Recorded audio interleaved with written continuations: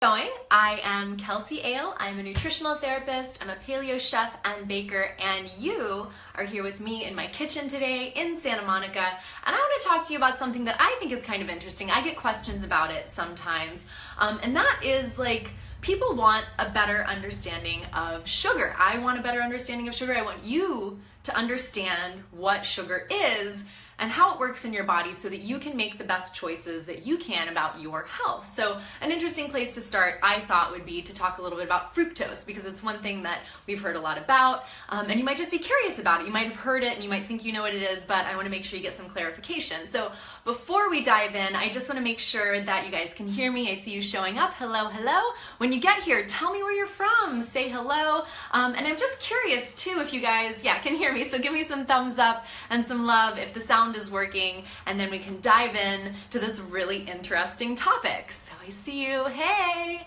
All right, so give me some thumbs up. Is the sound working? Can you hear me?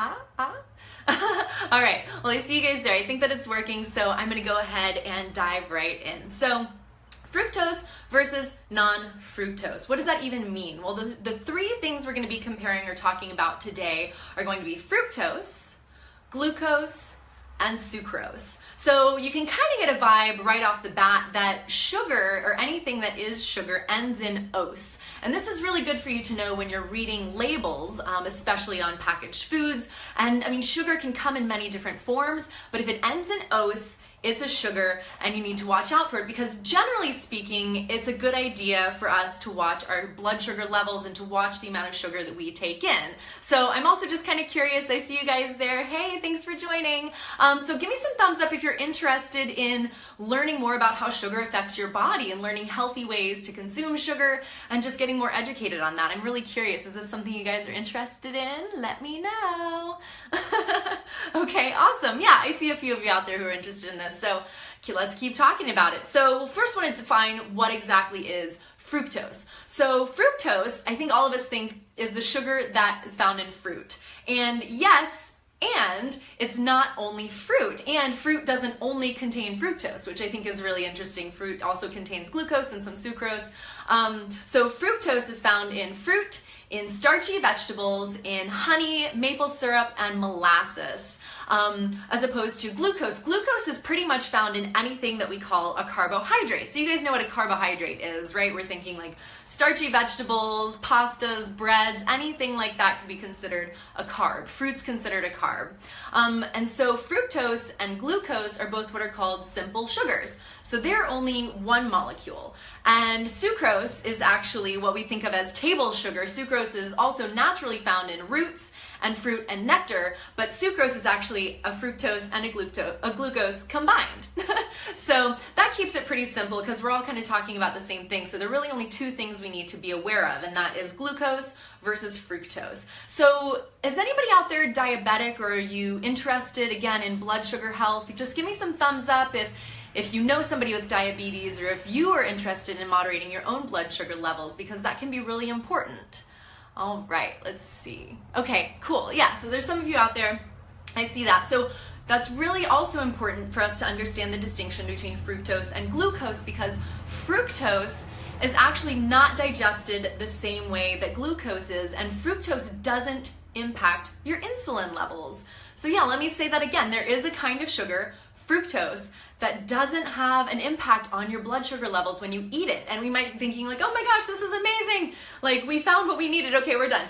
But that's not the full story. So let's go into it a little bit deeper. Fructose is really interesting because when you eat it, it doesn't get a spurt of insulin. It doesn't impact your blood sugar levels the same way. It doesn't tax your pancreas. What happens is we eat it and it's processed by the liver, which is really fascinating. There's a process that happens with two different enzymes that breaks the fructose down and moves it into what's called like a little bit of fat storage. There's some triglycerides or fats that are formed when we eat fructose, and we can also use some of the components to perform the same functions that glucose performs. But no insulin is used. It only impacts the liver, and this can be a good thing or a bad thing. And I just think it is what it is, and that's why I want to educate you guys so you can understand what you're getting yourself into when you're eating this. So we eat fructose, and it's impacted by the liver. It's digested by the liver, which means that if you have any sort of liver condition, or if you're trying to do a liver detox, eating fructose might not be the best idea, because fructose is only digested by the liver. The liver is responsible for so many other operations that you don't want to overtax it. If you're trying to detox, if you have any sort of liver dysfunction, I would recommend moderating your fructose consumption. Another interesting thing that people like to point out, like we just said, is that consuming fructose actually produces triglycerides or fats, which I think is interesting. And again, I don't think it's good or bad. It's just, I think it's a nice thing to be aware of. But I think fructose gets a really bad rap, not only because of the triglycerides produced, but it also is involved in the production of LDL cholesterol, which is known as bad cholesterol. Now, again, I don't think it's good. I don't think it's bad. It serves a function. Do you know it? Have you heard of good cholesterol and bad cholesterol? So just give me a thumbs up if you know what I'm talking about, because I want to make sure that we're on the same page here. Cool. Okay, awesome. All right, so I see you've heard of cholesterol, we know LDL, and that's going to be another conversation for another day. But it's interesting that we can start to see, too, how sugar can be implicated in many different conditions in the body, whether it's inflammation or atherosclerosis or any sort of like cardio considerations or concerns that we have. Consuming fructose might be implicated in that. So it's not good, it's not bad, let's explore what it is. So triglycerides, some fats are formed when we eat fructose, and some cholesterol is formed when we eat fructose. Interesting, but again, no impact on insulin levels. Whereas if we talk about glucose, glucose is broken down. It is in sugar immediately in our body. Your body activates the pancreas, you excrete insulin. If you're diabetic or you know anybody who's diabetic, you understand this process. The insulin shuttles the glucose to the cells where it needs to be stored or used as energy. But if we eat too much glucose, then we can wear out our pancreas. And that's what diabetes is when pancreas starts to shut down because it's been so overwhelmed. It's had so much glucose to counterbalance. It's had to produce so much insulin. It just gets tired and worn out. So that's type 2 diabetes. Type 1 diabetes is, I don't know if you guys know, there's two different kinds of diabetes, but yeah, so the two types of diabetes. One is when you're born with, and that is just something that's impacting the pancreas. They call it congenital, so it's from birth. But type 2 diabetes is when we eat too much glucose and the pancreas just gets worn out. And luckily, if you're on your way to pre-diabetes or type 2 diabetes, there are things you can do in your diet. You can change your diet, and you can change the way you're eating, and you can help restore some of the function of the pancreas. There are some theories about that.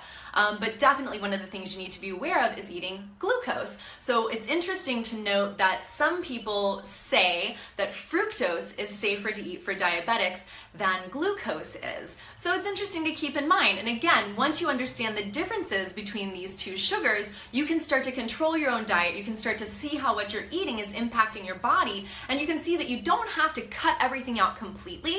You can pick and choose your sources of sugar. You can pick and choose the impact that you're having on your body. And that's my goal, is to just educate you guys, give you more information about how you can make the best choices to live your healthiest life possible.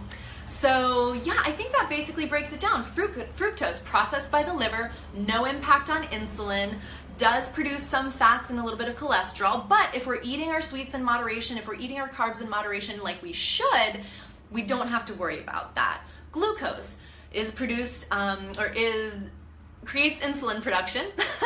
So insulin shuttles it around. It does have an impact on blood sugar level, and we should all be aware of it and moderate our intake. At the end of the day, eat all of your sweets in moderation, but eat some fruit. If you're gonna get your sugars, get them from fresh sources. Another thing about fructose is that there's a lot of talk about how bad it is for us and how much of a negative impact it's had on our culture, but a lot of those studies and a lot of the observations are being made based on really highly refined, processed, high fructose corn syrup. So I don't think that's the same thing as eating an apple. An apple, per 100 grams of apple, only has like 6 grams of fructose, and the recommended daily allowance is 50 to 100 grams. So you can eat like 10 apples if you want to. I don't recommend it, but because we want to get a huge variety in. But yeah, apples only have about 6 grams of fructose. So don't be afraid of fruit. Know that eating fruit is going to be good for you because again, like the vitamins, the enzymes, the nutrients, the fiber that you get really offsets any potential negative effect that you could get